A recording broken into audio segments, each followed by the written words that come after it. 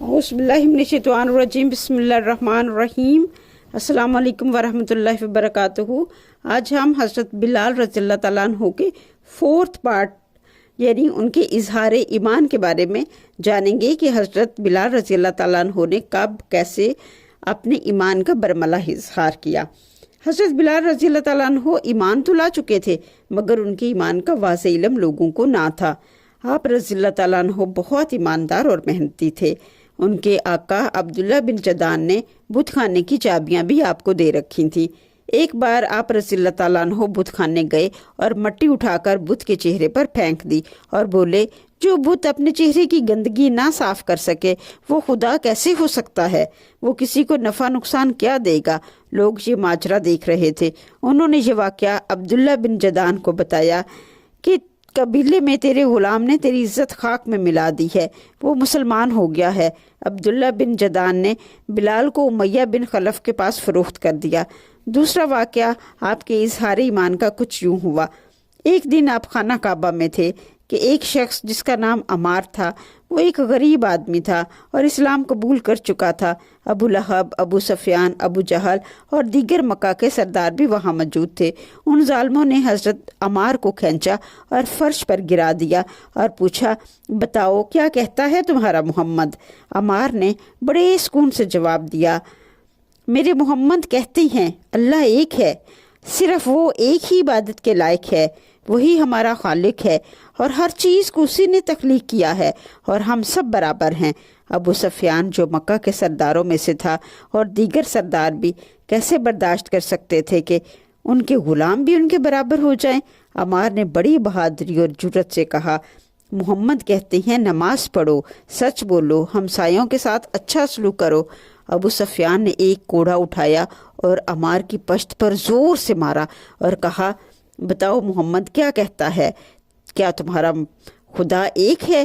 ہم کہتے ہیں 360 خدا ہیں جنہوں نے ہمیں پیدا کیا ہے، اللہ نہ دیکھ سکتا ہے اور نہ سن سکتا ہے، لیکن تمہارا محمد کہتا ہے اللہ ہر جگہ موجود ہے، ہمارے باغوں میں، ہمارے گھروں میں، مکہ میں، سورج میں، چاند ستاروں میں، صحرا میں، ہر جگہ موجود ہے۔ اس گفتگو کے دوران بلال اپنے مالک کی باتیں سن رہا تھا۔ امیہ نے عمار کو براہ راست دیکھا اور کہا، یہ بلال ہے، یہ غلام ہے جسے میں نے پیسوں کی عوض خریدا ہے، کیا بلال اور اس کا آقا برابر ہو سکتے ہیں؟ بلال خاموش رہا، اس میں ہمت نہ تھی کہ وہ کچھ کہے، وہ تو عمار کی جرأت اور بہادری پر حیران تھے۔ عمار نے کہا، میرے نبی صلی اللہ علیہ وسلم کہتے ہیں سب انسان برابر ہیں، برتری کا معیار فوقیت یا حسب و نسب نہیں ہے۔ ہر طرف ایک مکمل خاموشی تھی۔ بلال نے اپنے مالک امیہ کی خوفناک اور گرجدار آواز سنی۔ امیہ نے بلال سے کہا، بلال، عمار کو بتاؤ مکہ کے سردار اور بلال میں کیا فرق ہے؟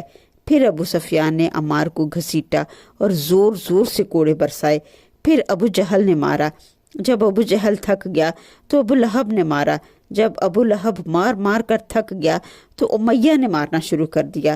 جب امیہ تھک گیا تو اس نے کوڑا بلال کو دیا اور اسے حکم دیا کہ عمار کو مارو۔ بلال کی آنکھوں کے آگے اندھیرا چھا گیا۔ اس نے ایک نظر کوڑے کو دیکھا، پھر امیہ کو دیکھا، پھر عمار کو دیکھا۔ حضرت عمار ایک دیوار کے ساتھ بندھے ہوئے تھے۔ جب بلال حضرت عمار کے قریب گئے تو حضرت عمار فرمانے لگے، بلال مجھے کوڑے مار لے مگر اپنے ایمان کا اظہار نہ کرنا، میرا کیا ہے، میں تو مار کھا ہی رہا ہوں۔ حضرت بلال رضی اللہ تعالیٰ عنہ نے اس وقت جب کہ تمام سردار وہاں پر اکٹھے موجود تھے، حضرت بلال کی جرأت اور بہادری قابل ستائش ہے۔ امیہ زور سے چلایا اور کہا، بلال کوڑا کیوں نہیں اٹھاتے، مارتے کیوں نہیں ہو؟ آپ رضی اللہ تعالیٰ عنہ نے کوڑے کو دیکھا، عمار کو دیکھا، سرداران نے مکہ کو دیکھا اور کہا، عمار جب مار کھا سکتا ہے تو بلال کیوں نہیں مار کھا سکتا؟ جس خدا کو عمار مانتا ہے اسی خدا کو بلال مانتا ہے۔ پھر حضرت بلال رضی اللہ تعالیٰ عنہ نے کوڑا اٹھایا، اسے زور زور سے گھمایا اور دور پھینک دیا اور فرمایا، آج سے عمار اکیلا نہیں ہے، میں بھی عمار کے ساتھ ہوں۔ اور پھر بڑی جرأت سے زور سے کلمہ شہادت پڑھا، اشہد اللہ الہ الا اللہ واشہد ان محمدًا عبدہ ورسولہ۔ حضرت بلال رضی اللہ تعالیٰ عنہ کی اس جرأت کو دیکھ کر سرداران مکہ حیران و ششدر رہ گئے۔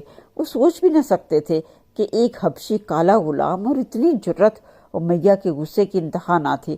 پھر جو اس نے مظالم حضرت بلال رضی اللہ تعالیٰ عنہ پر ڈھا دیے، تاریخ ایسے مظالم کی مثال پیش کرنے سے قاصر ہے۔ امیہ، ابو سفیان، ابو جہل، ابو لہب اور دیگر سرداران مکہ بھی وہاں پر موجود تھے، اور ان کے لیے اس سے زیادہ اور کوئی بات شوکنگ نہیں تھی کہ ایک غلام نے نئے دین کو اپنا لیا ہے۔ اسے ایک زور کا ذہنی دھچکا لگا۔ اس کا گھر صرف اس کے بتوں کے لیے تھا اور اس میں کسی دوسرے معبود کے لیے کوئی جگہ نہیں تھی۔ اب ہم نیکسٹ ویڈیو میں دیکھیں گے کہ حضرت بلال رضی اللہ تعالیٰ عنہ کے برملا اعلان ایمان کے بعد ان کے ساتھ کیا تشدد کیا جاتا ہے، کیا سلوک ان کے ساتھ کیا جاتا ہے، اور کون کون سے مظالم ان پر ڈھائے جاتے ہیں۔ ہماری نیکسٹ ویڈیو کا انتظار کریں اور اسے زیادہ سے زیادہ شیئر کریں۔ ایمان کی اس نور کی کہانی کو زیادہ سے زیادہ شیئر کریں۔ ہو سکتا ہے آپ کی یہ ایفرٹ کسی کے ایمان کی تازگی اور تجدید ایمان کا باعث بن جائے اور آپ کے نامہ اعمال میں اضافہ ہو۔ جزاک اللہ خیر، صدق اللہ العظیم۔